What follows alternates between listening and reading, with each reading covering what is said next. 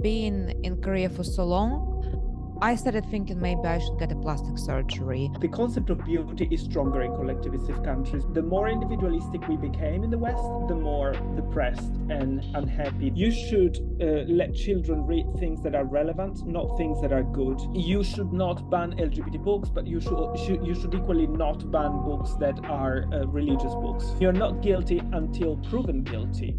Alexandra, all you're doing is praying to Buddha and shopping. Western dating culture is very lazy, maybe becoming non-existent. An awkward mistake or an awkward behavior by a man, you mistake it for harassment. Welcome to Culture Gone Bad, a podcast hosted by Alexandra Saushkina and Jupi Daura. Join us for a seductive spectacle of cruelties and paradoxes in current events, fashion tragedies, and cultural symbolism. This show will leave you with lots of ideas, thoughts, contradictions, and self-reflection, which is so much needed in this cruel and mad world. Wow, we've been away, both of us, and I'm sure everyone did really missed us. Actually, I've been asked yesterday what's happening and where is culture gone bad. So really, yes, Chip, we still have loyal followers. So I think, it's gonna be good news for everyone what we are back, and haters gonna hate. What can we do? Anyway, Drippy, you look very seductive. What's happening? In 2 days, I'll have laser eye surgery, so I need to keep my prescription glasses on, which I hate wearing because they make my eyes very small. So yeah, I apologize to our listeners and viewers for the sight of my face with these abhorrent prescription glasses. I like And I like glasses. No, I like glasses. I just don't like wearing prescription glasses because look at this. It makes it changes the proportions of my face. I would wear aesthetic glasses, like glasses with no prescription, right? But not, yeah. I don't know. It doesn't bother me. I think you look cute and it gives you a nice, I don't know, upper shape to your face. I like it. Okay. So yeah, Drippy, it's all in the eye of beholder. Is it? Well, Drippy, did you miss me? And you look very fresh. Yes. Where have you been? Tell everyone. Oh my God. Well, I've been to Asia yet again. I went to South Korea and Hong Kong. Obviously, I had some relaxation time, which was like maybe 15 minutes every day. Pretty much I was running around temples. Like one of our friends in common said, Alexandra, all you're doing is praying to Buddha and shopping. Well, that's what I've been doing for the past month. But hopefully Buddha will bring some luck to our podcast. Who knows? Yes. I think any religion is good as long as it brings result. Yeah, religions are good when they produce beautiful things. I agree. No, actually, I had a very aesthetic holiday. I saw lots of beauty. I have to confess, being back in London, my eyes hurt because because of the ugliness of the city. Because it was an ugliness of the city, and also in the area where I live, Tower Hamlets, apparently garbage collectors have been on strike for 2 weeks, and it really shows. So coming back from Korea, where everything, like, it's quite clean country. Like, yeah, you get a bit of a garbage somewhere, but you know what's funny? So we don't have that many garbage bins in a city. But what we do, we sometimes leave coffee cups in public areas like bus stop. And like in London, people would just throw them randomly, whereas they line them up. So one person put their empty coffee cup, next person puts it next to it. So there are like a line of 15 cups. This is how we live by garbage. Like even garbage in Korea is collectivist. Wow. Yeah, I thought it was very cute. And yeah, both Hong Kong and Korea are very exciting country. You've been to Asia. I think the shared sentiment we can really identify, it feels like life exists there in a different dimension. It feels like we live on a different planet.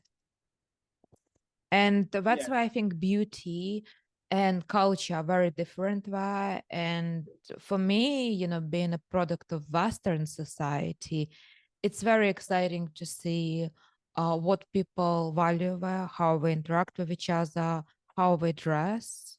And I went to Art Fest, I went to Frieze Art Fair, I went to Kiev, I went to all the major exhibitions in Seoul, because usually when you have an art fair, there are lots of exhibitions. And it's very interesting to see what sort of art is trending and what is popular. And my conclusion is messages are the same, but aesthetic language is different. And I also, not what I necessarily, I obviously learned about some contemporary Korean artists. I also have friends who work in art in Korea. So we took me around to some unknown galleries. And I think it was good to see, semi-underground art scene there and what's happening. And it's very contemporary, it's very modern, and it's not conservative at all. Like, I think it would be a big fallacy to assume that, which I think I might have had. But the big market for art, I think there is a big focus on Korea. And it's very interesting. I overheard a conversation between curators and dealers at the fair. What Koreans, they buy into well-known brands. They are obsessed with recognized, established names. So if you convince them that this artist or this gallery is worth investing in, there will be a lot of money. But the concept of collecting art is very new to the society. However, I think there was a lot of Korean artists such as Lee Yufan, Park Se-boo, and what unites all of them is, I would say, it's like extreme form of minimalism, which is very Korean. Like, there will be a canvas.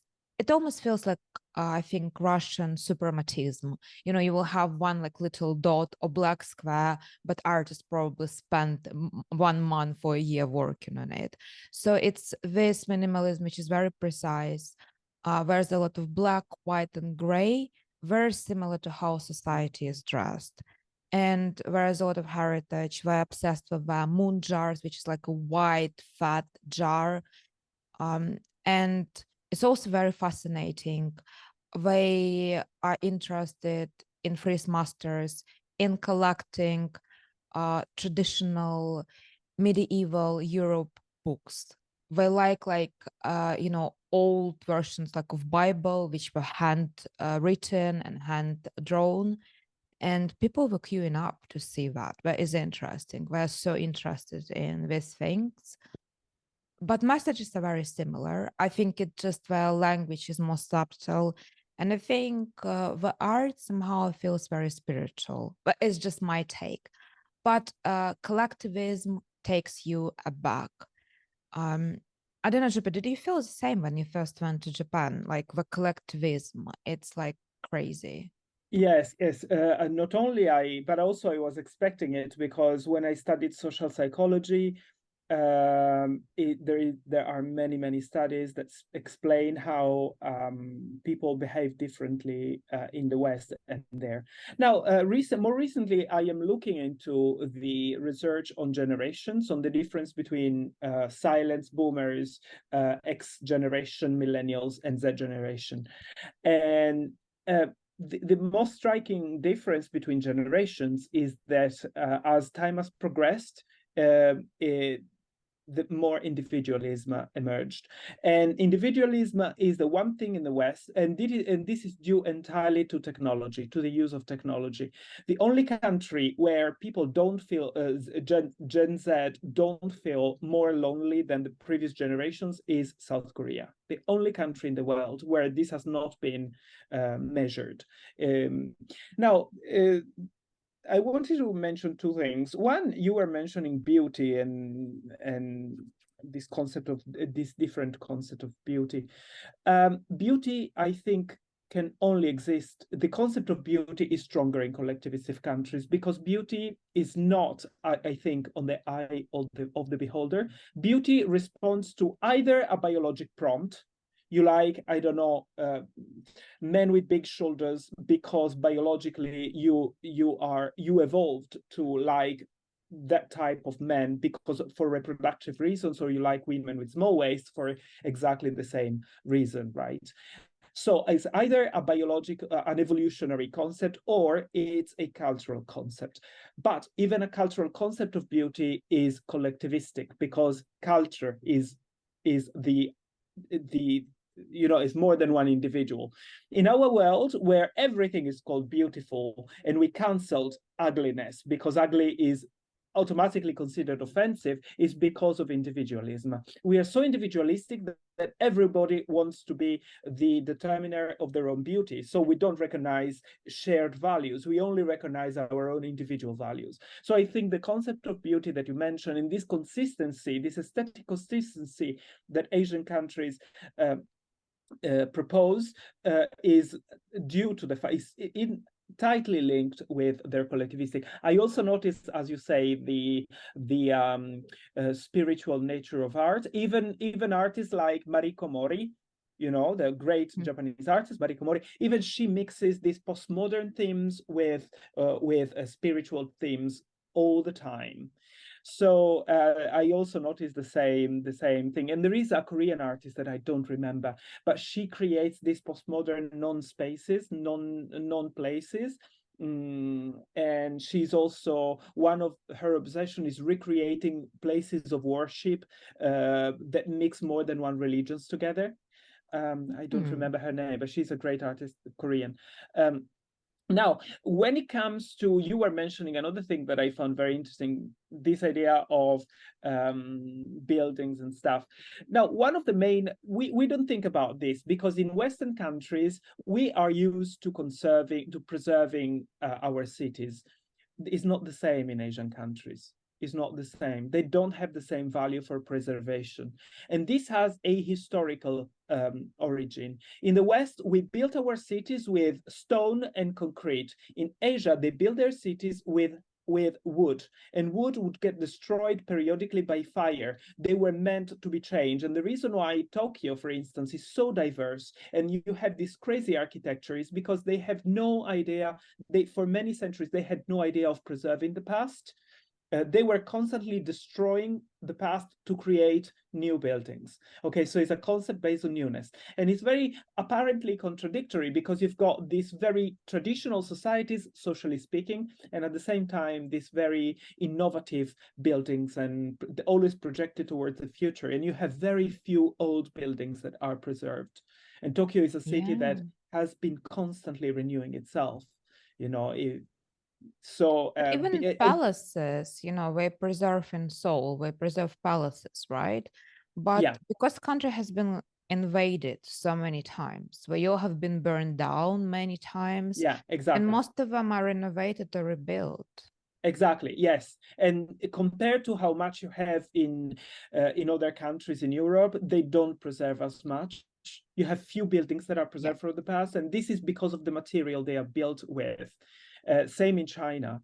They don't have the same idea. I mean, it's a recent idea, this idea of preserving things, even if it's also, we are talking about, in the case of China, not in the case of neighboring countries, but in the case of China, we're talking about one of the oldest civilizations in the world.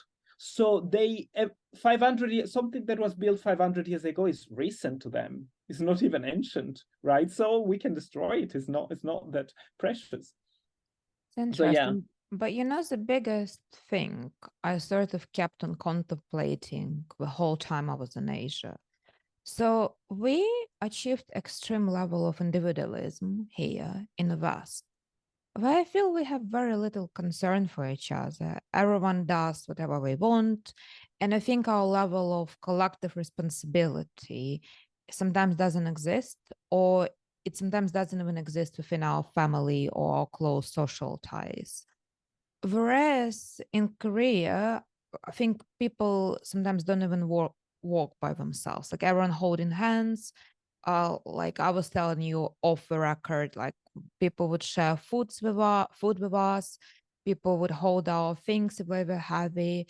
There are some incredible acts of kindness to strangers, which are quite shocking, to think, because, if you're in a public space in London and someone offers you their food, you might get the suspicion that they're trying to spike you or something. Like this is a reality, especially living in a big city in the West. And when I thought, by the same time, in Korea there's a lot of social pressure to appear successful, to appear productive, complicit to a certain extent to societal norms, and they have lots of suicidal problems. We went for some hiking, and in some areas were people sitting, waiting for someone to come around to the viewing terrace. And apparently, I think people jump off because the moment we approached the viewing terrace, there was a line of men who surrounded us, like preventing us from going further. So, whereas, like, you wouldn't have people sitting in the middle of a forest if that was not a problem. But when I thought we somehow achieved two extremes. Like we achieved extreme collectivism and we achieved extreme individualism. And somehow I got to think maybe none is better. Both are bad in their extreme versions. I think we probably need to get more collectivist in the West, and maybe Asia needs to get a bit more of a, I don't know, brave intentions to become more individualist. Or maybe just my perception. What do you think? Well, I think that individualism and collectivism both are bad and both are good. It depends, where you look at it from. The extreme versions are always bad, obviously. Yeah, but the rates of individualism of the West coincide with a rise in unhappiness and depression. So the more individualistic we became in the West, the more depressed and unhappy. Those are studies that have been conducted. I'm not making it up. It's not my opinion, it's the fact. Do I like individualism? Yes, I do. Okay, I like capitalism, I like individualism. Everybody knows that. At the same time, we need to recognize that this comes with baggage, and this baggage is very often unhappiness. Now, it's interesting what you say, because it's true that in Asian societies, sometimes you've got, even in Japan, you've got high rates of suicide. This is, though, somehow contradictory. And it's true, but at the same time, it's contradictory, because one of the first studies on sociology conducted by a great thinker called Émile Durkheim. Durkheim wrote this book called Suicide more than 100 years ago. And in this book, Durkheim demonstrated that Europe is divided in terms of suicide. In southern countries, people commit suicide very, very little. In northern countries, people commit suicide a lot. Why? Because in southern countries, you've got Catholicism, and Catholicism is more collectivistic, whereas in northern countries, Protestantism is more individualistic. And if you go to cultures like Judaism, suicide is basically non-existent. And that is because Jews and Catholics give so much attention to the community aspect of their religion that they support each other. If one is depressed, they support each other.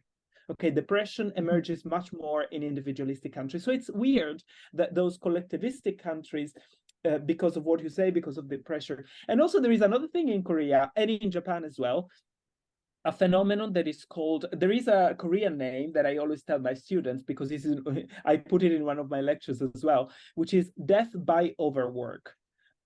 People die because they work too much. And the reason why people work too much in Korea and in Japan as well is because after the war, Korea needed to rebuild the country. Therefore, the government made people put pressure on people to work, to overwork, to participate in rebuilding the country. Now the country is solid, the economy goes well, they achieved their goal, but they are still overworking to death in some cases. So this is the other side of collectivism, feeling this duty, as you say, that brings you to either suicide or death by overwork. So yeah. I want to mention two artists, because there was Freeze Focus, and I think these are the most emerging galleries from Asia. And I thought that was great to see artists exploring problematic sides of society. And I think that was two artists which really stood out to me. So first one was Sinai Yu, and she creates um, pieces which are inspired, I would say, by traditional European religious art. So they look like altar pieces. So sometimes they're triptychs. And she paints with sort of cyborgs. It looks a bit like if Bosque would have been blended together with Blade Runner, something like that, or Wow. Transformers. And she reflects on technology, on how interconnected our society is, and the constant news streams and capitalist productivity. This is the same topics we often see explored in the West, Yeah. but I thought it was very fascinating to see this crazy Bosque-like surreal sequences depicted on the triptychs, and they looked very futuristic because there was lots of technology. And I thought that was very relevant. Technology, I think this is another why I'm mentioning this. I think technology in Korea is another problem. It's very advanced. They have like very, fast communication methods. So if something happens, if something becomes a trend, everyone in Korea knows it within seconds. And it also means fashion trends, societal standards are very high. And I think people work very hard, but also dating culture is crazy. Where I think there is a lot of expectation of how dating should look like, the presence, the behavior, the effort.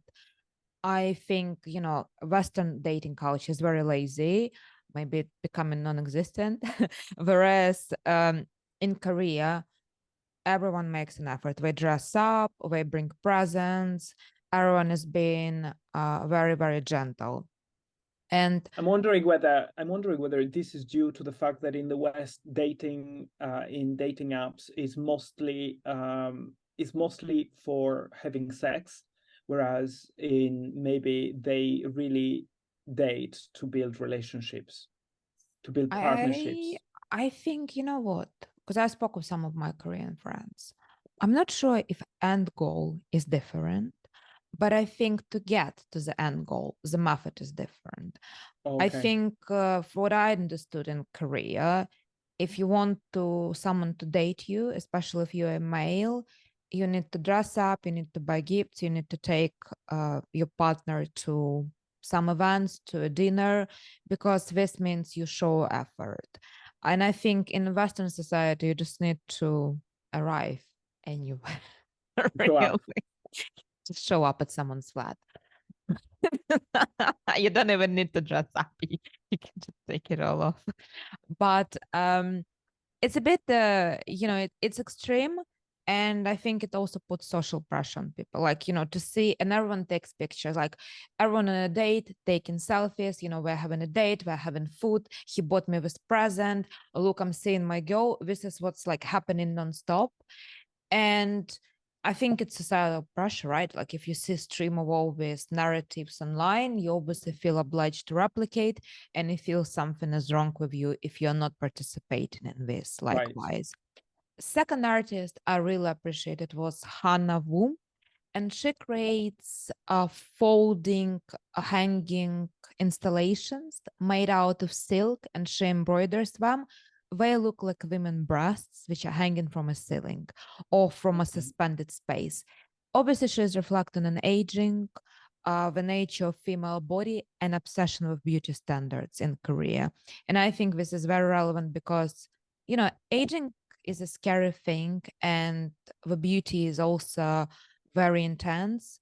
Uh, Honestly, like being in Korea for so long, I started thinking maybe I should get a plastic surgery. Yeah, I mean they are one of the leading countries in terms of plastic surgery. Yeah, but also I started like looking around. I would say 80% of people are very pretty. I wouldn't say beautiful because I think beauty is, an eye It's of rare. beholder, but also I think their beauty is more on a spectrum of cuteness rather Mm. than, beauty what we consider to be in the West. But nevertheless, the market is huge. There are plastic surgeries everywhere, like advertising, clinics, and it really makes you want to dress up, make an effort, look at your appearance. And it's societal pressure. And I think it's interesting to see artists exploring it in a very complex ways. I really enjoyed this. Very, very interesting. Yes. Okay. Now that you told me about this plastic surgery thing, I need to plan a trip and get No, some help. no, honestly, I think, it's interesting. Like we said, in the West, everyone is beautiful, and in Korea, where is the standard, and you can Is strive. it is it as expensive as England? No, I think it's not. This is what I've heard, and apparently, the medical checkups are really good. No, I mean in general, the country. The country, plastic surgery is a case. I'm on a business. No, no, it's like, if you want luxury, luxury is expensive. But if you are like, in a regular cafe and you order a cup of coffee, it's like £3 or two something, and it's excellent coffee. Like, I think prices are lower and standards are higher. Also, my favorite thing about Korea is the cleanness of public toilets and their availability everywhere. Like literally, there are toilets at every metro station and they're super clean. And you go to a toilet after any Korean person, it's immaculately clean. And I'm sorry to say that, but a few times I went to a toilet after a foreigner and it was not of the same standard. I think the society teaches people to clean up after themselves. It makes a huge difference. Yeah, I experienced the same in Japan, the same obsession with the high-tech toilets, very clean. And inside the toilets, even inside male toilets, you had these places to sit your baby. So if you go to a toilet with your baby, to sit them, right?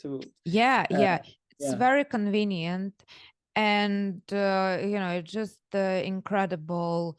It's simple thing, but makes a huge difference. yeah, yeah. And people don't piss on the street because there are toilets available everywhere. They've got And options, yeah. yeah, and we really need to step it up here. Like we really need to, especially like now I came back.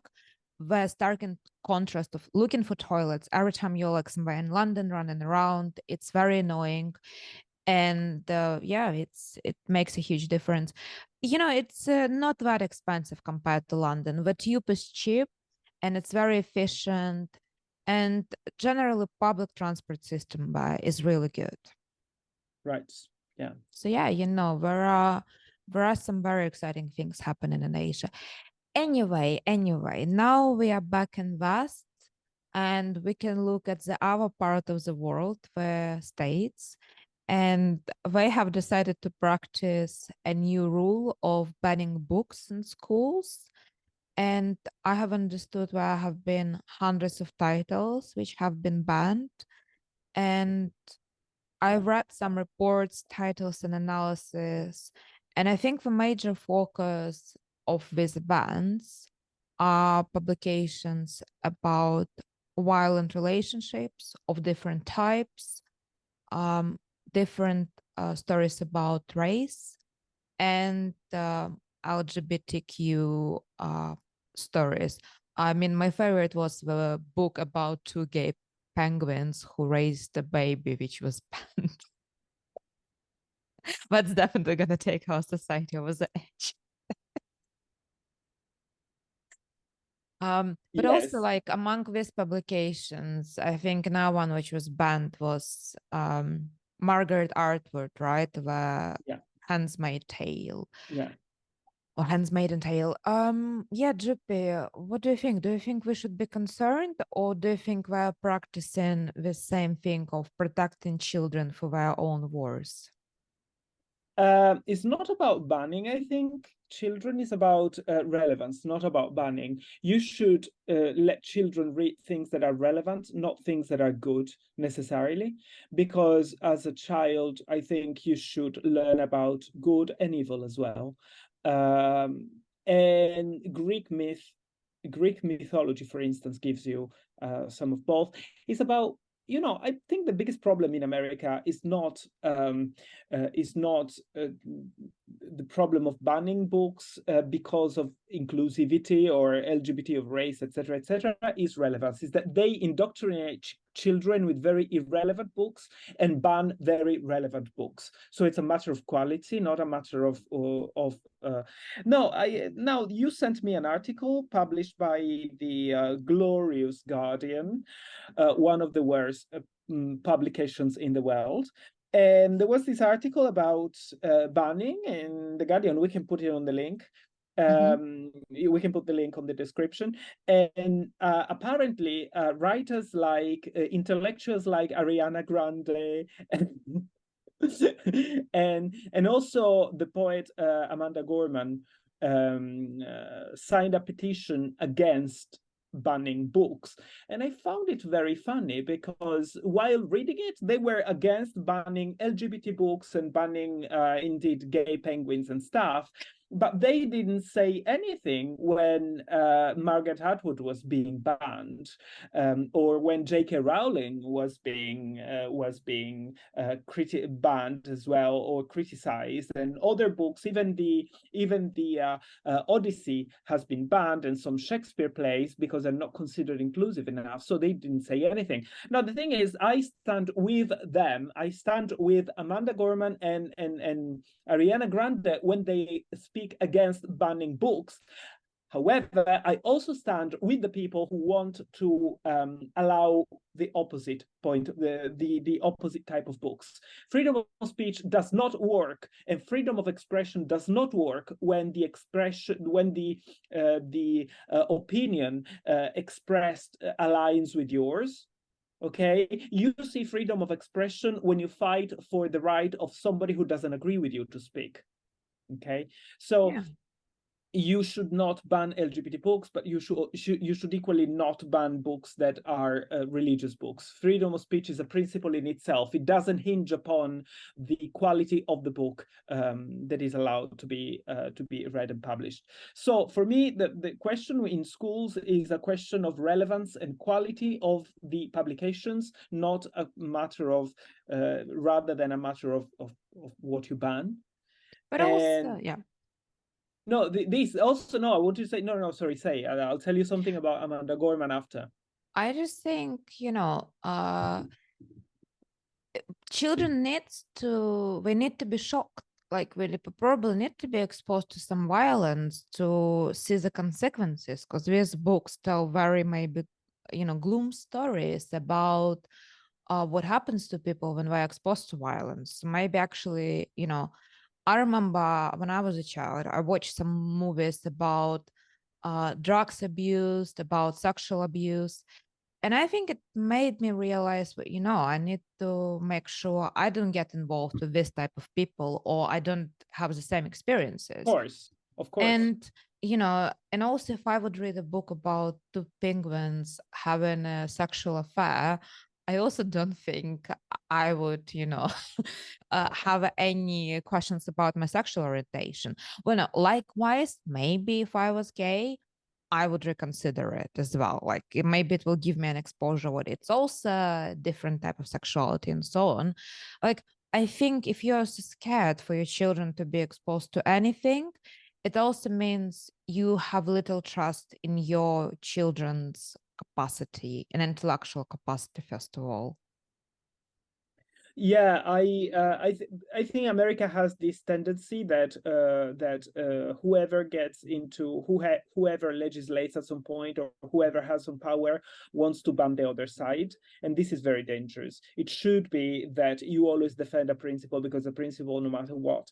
The problem also is once you ban, I didn't understand what this banning entails legally. Okay, what, or at least what the specific regulations are. I But think if you, I've read what these books are not allowed as part of a curriculum and they're not available at school libraries.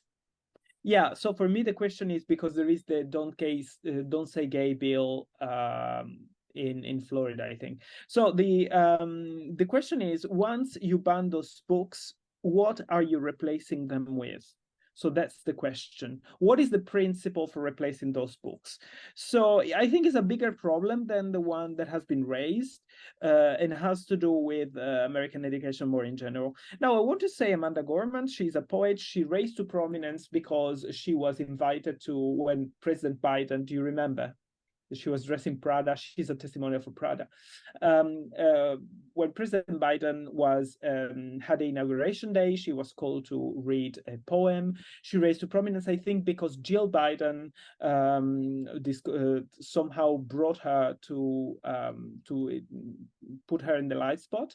And then soon after, she raised to prominence. Obviously, many countries wanted to read her poems, right? And then a massive problem emerged because she objected to, and many people in America objected to her being translated in countries like Sweden and Denmark. Because there was no, because they couldn't find any Black translators. So the problem was that the people asked to translate her books were white. And that became in itself a problem because a white person cannot translate Black poems. So this is racism. Yeah, exactly. This is racism to me. Also, you are considering the only value to be a translator is to be of the same race. What about being able to translate linguistically, or translate when you translate poems, you have, you know, the metrics and rhymes, etc. It's not just about lived experience translation, right? It's not just about that. Otherwise, only men should translate men and only women should translate women. It's not about that. You can be an amazing translator without necessarily, you know, fitting into a racial or and also, I mean, I wonder how many Black translators translate Shakespeare. Should we ban them? No, of course not. Maybe you ask the best translator, not the best the best scholar to translate things. And that was Amanda Gorman. So the funny thing is that she became, many people wanted to read her in translation, and she became a writer impossible to be translated because in some countries simply they couldn't find a translator. Well, Giuseppe, I think global society, or Western society, better to say, is missing a big point. People don't read that much these days, right? People don't read much. You know, we have TikTok, Instagram, Netflix, YouTube. Why would you read ever? But also, I think bigger problem is not what we are reading, because people hardly reading at all, is the fact that we don't have smart toilets and we have garbage everywhere. I think the real problem Western society needs to fix is to install smart toilets everywhere at every station. And we need but to you see, hold... it's the same thing.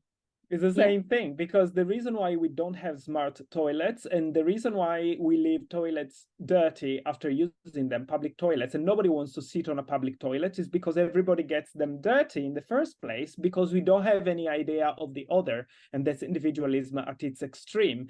And then the same reason that brings you to say that you can't translate a certain book, or you shouldn't read a book because it hurts your feelings. It's all individualism. It's all considering only radicalizing your own individual perception to a point that makes you unable to function normally in a society. So toilets and books, same thing. Well, yeah, smart toilets, please. And we also need to have more collective accountability for not dropping your garbage in public places. Like, honestly, we need to start thinking about each other, because, you know, we all like part of the same community. And I think sometimes individualism does us more bad than it does good.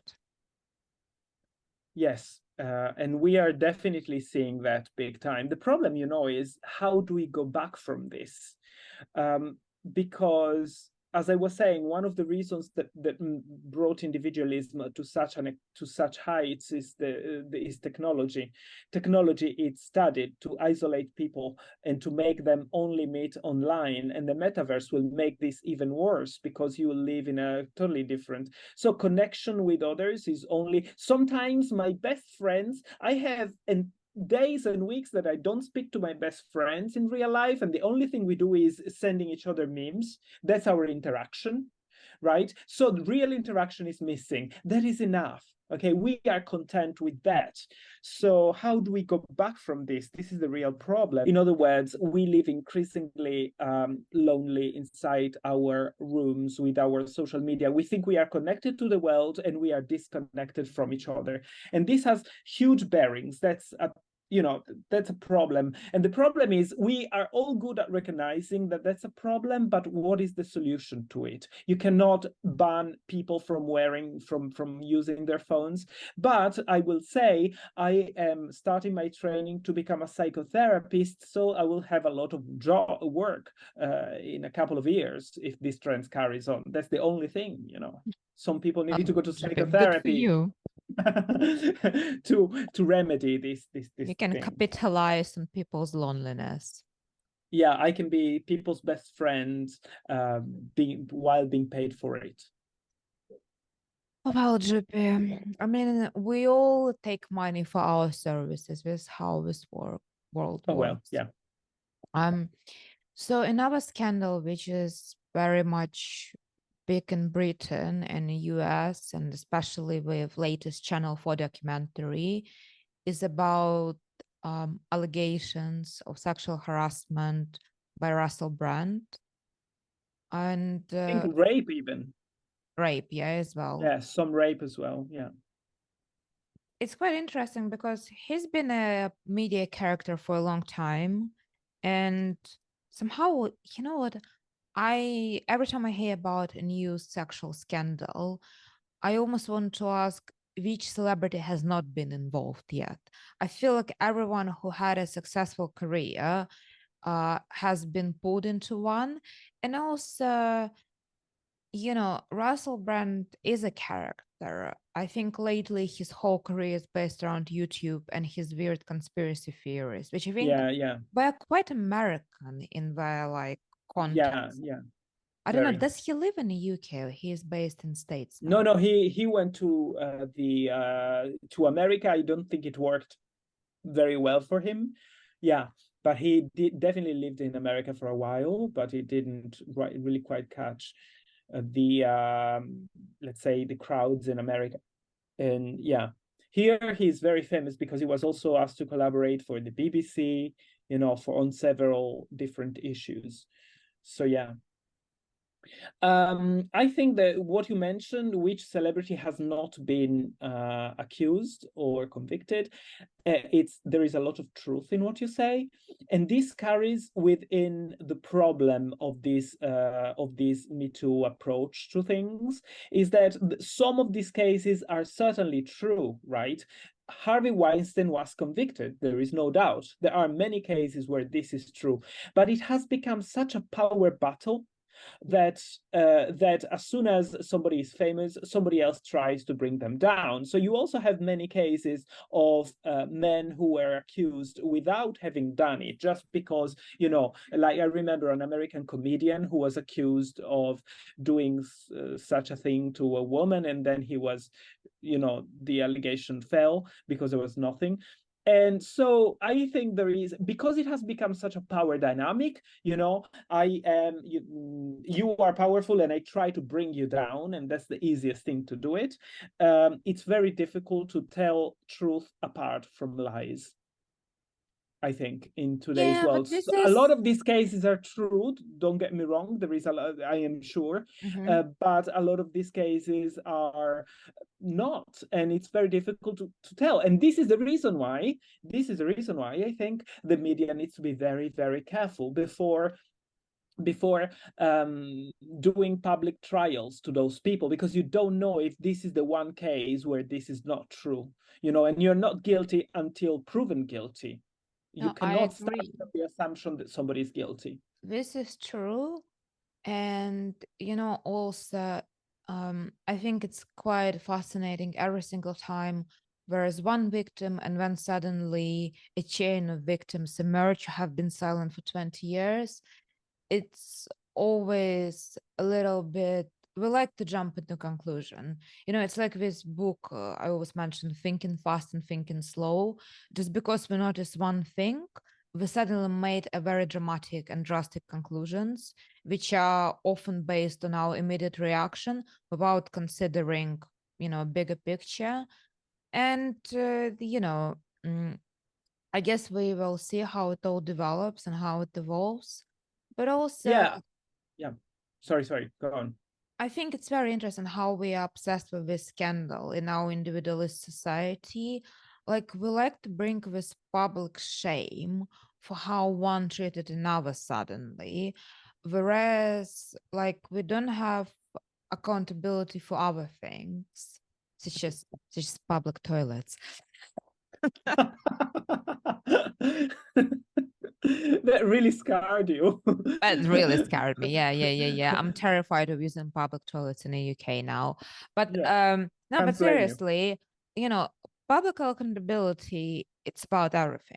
It's about how we treat each other on different aspects of our life. And it's not okay to sexually harass someone, but it's also not equally okay to leave mess and dirt after yourself everywhere you go.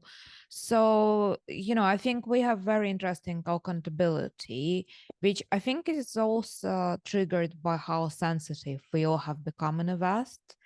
Yeah. And the whole cultural victimization. I think it's also a result of this, which we are taking to another extreme yet. Yeah.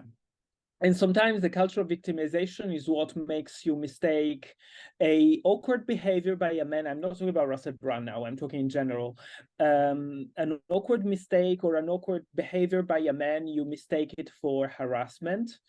Because you start from the assumption that you are a victim. You are actually a survivor, not even a victim now, survivor. So if that's the lens through which you see relationships, then you are always ready to see the fault in other people, and that is really and maybe there was no bad intention on the other side. So I think this victimization, it doesn't help. In the case of Russel Brand, I want to add something else, because now it seems everybody's talking about it. TV shows, every talk shows, every is obsessed with this story. And a lot of people who are obsessed with this story are the same people or the same outlets, let's say, not the same people, the same outlets, the BBC, all the various, that years ago didn't say a thing about him when he was writing abhorrent opinions about women in his books. Some passages are frankly unacceptable that he writes in his books, defining women. Also, he was a comedian, so maybe there was a comedic side to it, but he was writing things that were really abhorrent about women. Like I psychologically manipulated her to sleep with her, something like that.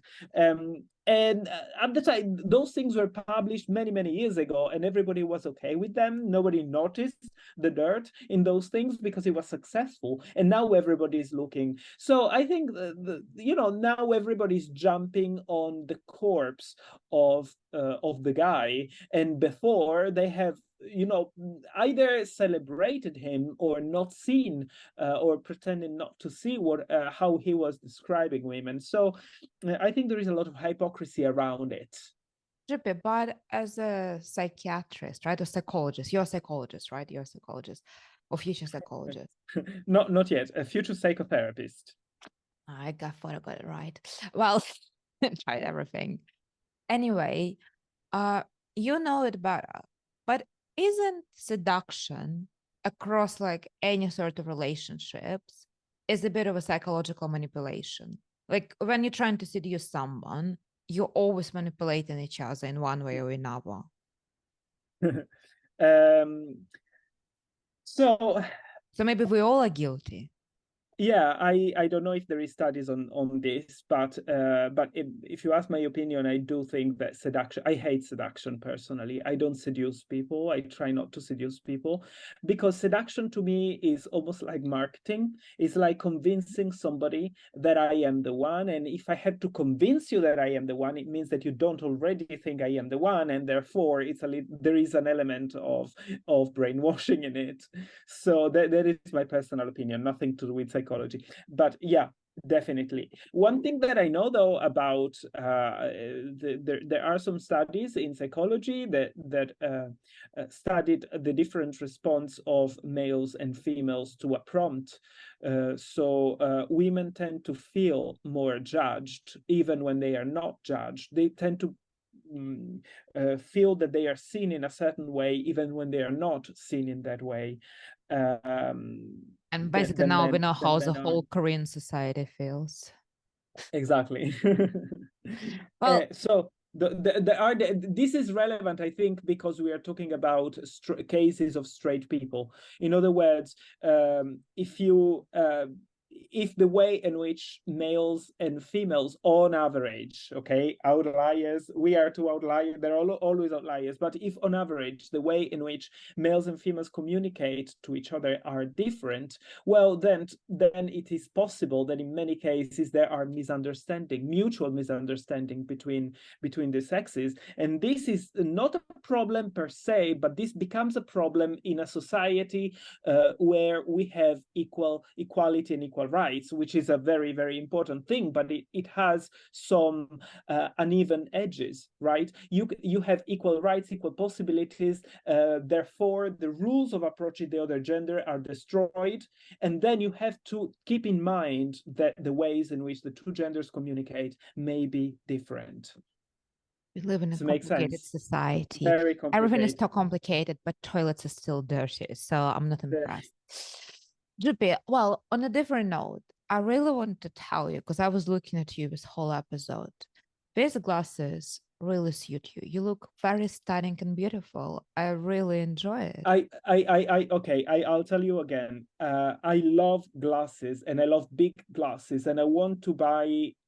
If I get 20/20 vision, I will, as I hope, I will buy glasses anyway because I like wearing them. I will buy, the protective glasses for screens. Yeah, blue light blocking. The problem for me is not the glasses. Okay, the problem for me is that I cannot buy the glasses I want because my lenses are too thick, and the thick lenses make my face, my eyes smaller than they actually are. So that's why I don't like the lenses. It's not that I don't like the glasses. I would like to wear your small glasses, your small eyes. They look cute.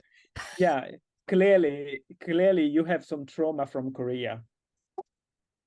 You're traumatized. Different cultures traumatized you. Well, okay, on this note, I'm gonna go and look at how London has no public toilets which are suitable for my standard. I think the artwork of today can be the toilet by Maurizio Cattelan, the golden toilet that has been stolen, America is called. I think that can be the summary of this episode, because given your obsession with public toilets. That's it, we got it. All right, till next time, culture gone bad. Regardless of how much you loved or hated this episode, now you absolutely must subscribe and leave us a comment and give us a like. Because remember, love and hate are just one step away from each other. Until next time, Culture Gone Bad says goodbye.